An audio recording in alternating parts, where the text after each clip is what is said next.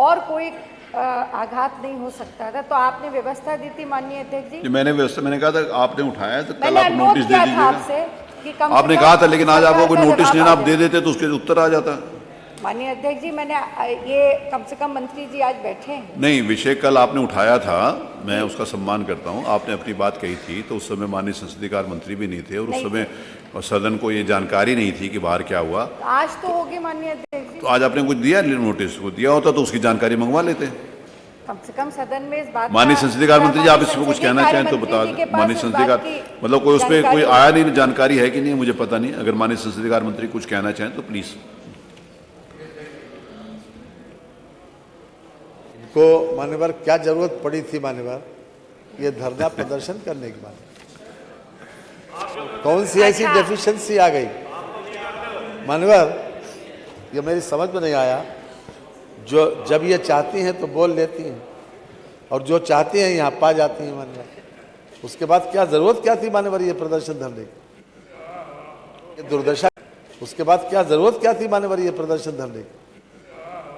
ये दुर्दशा करवाने के लिए काहे के लिए आप वहां गए हैं? माननीय अध्यक्ष जी, आज ऐसा है मान्यवर, ये अपने आप में कि अगर संसदीय कार्य मंत्री जी वित्त मंत्री जी भी हैं, जो 60-40 का रेशियो भारत सरकार ने मनरेगा में दिया है, उससे हमारा क्या मतलब? गवर्नमेंट ऑफ इंडिया में वही तो कर रहे हैं। 40% का जो इनको शेयर करना है, क्या प्रदेश सरकार जो पहले से प्रश्न लगाए सुसंगत नियमों के अंतर्गत उसका उत्तर मनरेगा के लिए दे देंगे? ये तो इनका विषय है। मैं तो ये पूछना चाहती हूँ, सुसंगत नियमों के अंतर्गत आप उसको लगाएं, ये तो आपके लिए लाभ की भी बात है कि कम से कम आप जो 40% पैसा अब आपको देना है, आप तैयार हैं? अगर आप तैयार हैं तो जो मनरेगा के किसान मजदूर वो यहाँ विधानसभा में पूछ लेते थे, प्रदर्शन करने क्या? अध्यक्ष जी, तो आप सहमति दे दीजिए। अध्यक्ष जी, हम तो पूरा हाउस दुखी है, देश में माननीय अध्यक्ष, पूरा हाउस दुखी है इस बात के लिए। कांग्रेस के कार्यकर्ताओं कल जो है इनको हाउस छोड़कर नहीं जाना चाहिए था। माननीय अध्यक्ष जी, मैं तो लाठीचार्ज के विषय पे पूछ रही हूँ। आखिर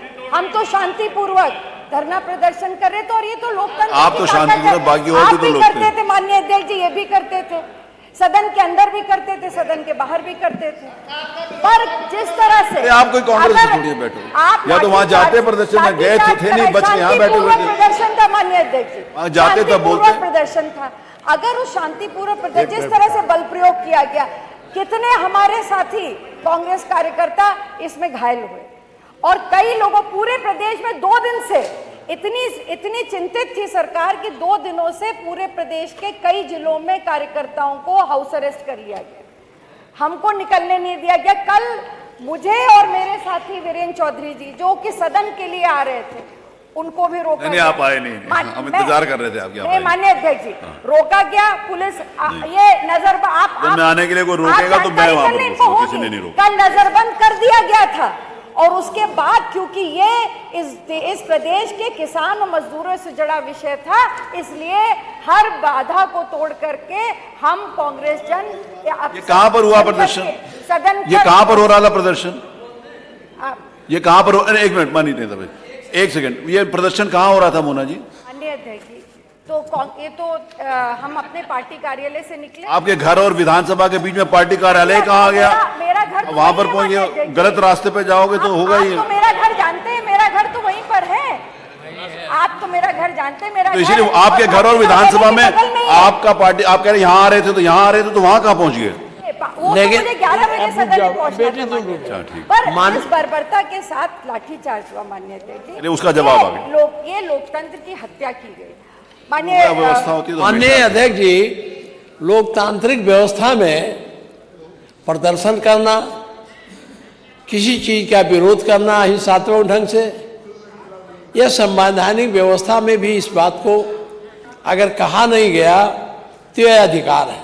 ये केवल हमारे ही प्रदेश में नहीं, पूरे विश्व में आप देख रहे हैं, ईरान में हो रहा है, आप देख रहे हैं फ्रांस में हो रहा है। लेकिन दुख इस बात का है, लोकतंत्र से चुनी हुई सरकार उन लोकतांत्रिक मर्यादाओं को समाप्त करने की बात करती है। माननीय, मुझे भी जाना था संभल, मुझे संभल जाना था 6 बजे, 11 बजे मेरे घर पुलिस पहुंच गई। हम गांव में, जिले में भी जब कभी ये प्रदर्शन होता है पहुंच जाती है पुलिस। ऐसा नहीं था। इस सदन के सामने मैंने खुद कम से कम 10 बार प्रदर्शन में भाग लिया होगा, गेट के सामने आकर, और प्रदर्शन होता था, बातें कही जाती थी, कोई ज्ञापन ले या ना ले, हम लोग ज्ञापन चिपका के चले जा। ये सरकार अधिनायकवादी व्यवस्था की तरफ बढ़ रही है। लोकतांत्रिक प्रक्रियाओं को कमजोर करना, अधिनायकवाद तानाशाही की व्यवस्था की तरफ बढ़ने का रास्ता प्रशस्त है। मैं आपके माध्यम से कहना चाहता हूँ माननीय मंत्री जी, अच्छा ये इस कुर्सी की विशेषता है, यहाँ रहते तो कुछ बोलते हैं, वहाँ रहते तो कुछ बोलते हैं। यहाँ रहते तो रोज प्रदर्शन की बात करते थे, प्रदर्शन जरूरी है, वहाँ कहते क्यों आवश्यकता। भाई आप विपक्ष का अधिकार है, हम अपनी बात कोई कहे तो आप सुन तो लीजिए, घड़ी में क्यों पकड़ के चेचा बंद करने लगते हैं। न सुनिए, बात वहाँ तक जाने देते, कहीं भी जाने देते। मैं आपको बता रहा हूँ, मैं 10 बार, कम से कम 10 बार राजनाथ जी के नेतृत्व में और सब बड़े नेताओं के नेतृत्व में विधानसभा के गेट पर आकर यहाँ प्रदर्शन हुआ। अब तो हजरतगंज में रोक देते। वो कैसी संस्थाएं थी, वो कैसी सरकारें थी। और ये मैं फिर एक बार माननीय संसदीय मंत्री से कहना चाहूँगा, लोकतांत्रिक व्यवस्था को कमजोर न करो। ये जरूरी नहीं आप वहीं रहेंगे। मंत्री जी तो कहा गए हैं कि रोज समाजवादी वाली आप बात करते हैं, लगता है भूत सवार हो गए, आप जाने वाले हैं, हम ही लोगों को वहाँ आना, इसीलिए आप रोज बार बार जब कोई बात होती है तो समाजवादी पार्टी ने ये किया। अरे दिया 9 साल हो गए, अब तो छोड़ो उस बात को, अपनी बात। मैं फिर आपसे निवेदन करता हूँ संसदीय कार्य मंत्री जी, इन सब पर बहुत प्रतिबंध न लगाओ। ये लोकतांत्रिक प्रक्रिया है, आप भी करते रहे, ऐसा नहीं है। आप जब थे तो आप करें तो ठीक और हम करें तो गलत। ये प्रक्रिया को कम करिए और आंदोलन करने, हाँ अगर हिंसात्मक आंदोलन हो तो आप कार्रवाई करिए, अगर हिंसात्मक नहीं होना तो क्यों कार्रवाई करते हैं। अच्छा माननीय संसदीय कार्य मंत्री जी, जब आपने किया था तो लाठीचार्ज हुई थी कि नहीं हुई थी?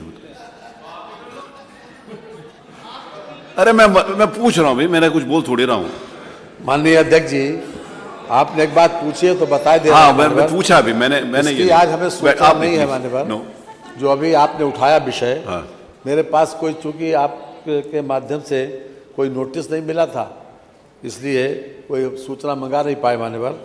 लेकिन आप जब पूछ रहे हैं, मैं अपने बारे में बता दूं कि 80 से लेकर, मैं ज़्यादा समय मेरा इस विधानसभा में अपोजिशन के रूप में बीता। अगर पूरा 37 बरस हो गए मान्यवर, इस 37 बरस के कार्यकाल में थोड़े समय सत्ता में रहे, 91 में थोड़े दिन रहे, 1.5 साल, और उसके बाद 96 से लेकर 2003 तक रहे मान्यवर। और उसके बाद इसके अलावा हमेशा जो है विपक्ष में ही रहे मान्यवर, विपक्ष में ज़्यादा रहे। 20 बरस से ज़्यादा विपक्ष में रहे, उधर बैठते रहे जहाँ बैठा ले गए थे। सुनो, लेकिन हम इसलिए कह रहे हैं कि 10 वर्ष 80 से लेके जब बात आई तब इन्होंने हमें जेल दिखाई मान्यवर, खाली लाठी नहीं चलाई। और कोई केस ऐसा नहीं बचा मान्यवर जो मेरे ऊपर लगाया न हो झूठा, कोई केस नहीं बचा मान्यवर। हम यहाँ बैठते थे तो बेनी प्रसाद वर्मा जी यहाँ बैठते थे, संसदीय कार्य मंत्री बोले देखो 2 कतली बैठे हैं, हमें उठा इशारा करके हमेशा मान्यवर। ये मैं इसलिए कहा, बिल्कुल झूठा केस, जिस व्यक्ति को मैंने देखा नहीं उसके मर्डर का आरोप मेरे ऊपर लगाया गया और 12 साल वो चला मान्यवर, 12 बरस। ये बात आज आई है तो कह दे रहे हैं, 12 साल चला और कोई दफा शायद 7 मुकदमे ऐसे लड़े जिसमें हम कहीं दोषी नहीं थे, लेकिन भेज दिए गए तुरंत, क्योंकि शुरू से बागी प्रवृत्ति थी। घर वाले कहते थे तो ये चूल्हा चौका देखो, और हम जो है अपनी लाइन पर थे। लेकिन ये जो है कोई इशू होता है मानो, कोई मुद्दा होता है, ये कोई मुद्दा तो है नहीं मानो। फिर दूसरी बात, जो आपकी बात यहाँ सुनिए, आंदोलन तो तब करें जब आपकी बात सुनी न जाए। आपकी बात तो हर वक्त सुनी जाती है और वे में सुनी जाती है, आउट ऑफ द वे सुनी जाती है मानवा। इसलिए आप लोगों को धरने, फिर दूसरी बात और बता दें आपको, आप बताइए इतनी तेज धूप चल पड़ रही बाहर, तो बाहर धूप में से आपको परेशानी न हो इसलिए क्या होगा उन्होंने, इसीलिए क्या होगा कि आपको परेशानी न हो इसलिए बैठा लिया गया होगा। मत संख्या 10 माननीय वित्त मंत्री जी, अब डिबेट नहीं हो सकती। की बात नहीं मानिए अध्यक्ष जी, ये केवल मेरा विषय नहीं है। जिस तरह से हजारों कल कांग्रेस के कार्यकर्ता कार्यकर्ताओं पर लाठियां बरसाई अब तो आ गई गया और मैसेज हो कांग्रेस गया। तो पार्टी रही है जिसने धूप में, सर्दी गर्मी जाड़े बरसात सब में आंदोलन किया है। और अभी नहीं किया, अंग्रेजों की लड़ाई अगर किसी ने लड़ी है तो वो कांग्रेस पार्टी ने ही लड़ी थी, तब भी लड़ी और आज भी उसी गरीब किसान की लड़ाई और संघर्ष करेंगे।